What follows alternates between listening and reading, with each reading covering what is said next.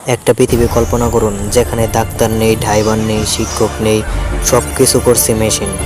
শুনতে ভবিষ্যতের মতো লাগছে, কিন্তু সত্যি হচ্ছে এই ভবিষ্যৎ ইতিমধ্যে শুরু হয়ে গেছে। এর নাম কৃত্রিম বুদ্ধিমত্তা বা এআই। আজকে আমরা জানাবো এআই সত্যি আমাদের বন্ধু নাকি আমাদের ভয়ঙ্কর শত্রু। বুদ্ধিমত্তা মানে একটি সিস্টেম যা মানুষের মতো চিন্তা করতে, শিখতে এবং সিদ্ধান্ত নিতে পারে। গুগল অ্যাসিস্ট্যান্ট, চ্যাটজিপিটি এগুলো আমাদের প্রতিদিনের এআই উদাহরণ।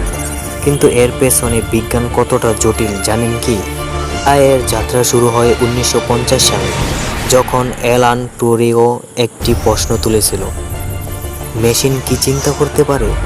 তারপর আসে প্রথম নিউরাল নেটওয়ার্ক, প্রথম চেস খেলতে পারা কম্পিউটার। ধীরে ধীরে এআই হয়ে ওঠে মানুষের সেরা সহকারী। আজ এআই ডাক্তারকে রোগ শনাক্ত করতে সাহায্য করছে, কৃষকের ফসলের ফলন বাড়াচ্ছে, ট্রাফিক নিয়ন্ত্রণ করছে, এমনকি গান ও সিনেমা বানাচ্ছে। তবে এর মানে কি আমরা ধীরে ধীরে অপ্রয়োজনীয় হয়ে যাচ্ছি?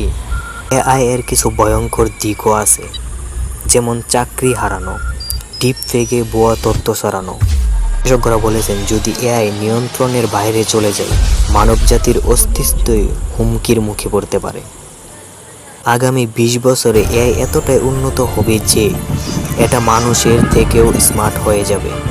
তবে এআইকে কিভাবে ব্যবহার করব সেটা আমাদের হাতেই। বন্ধু বানাবো নাকি শত্রু বানাবো? এ হচ্ছে এক ধরনের আয়না। আপনি যেমন ব্যবহার করবেন এআই তেমন ফল দেবে। তাহলে বলুন, আপনার মতে এআই আমাদের বন্ধু নাকি শত্রু?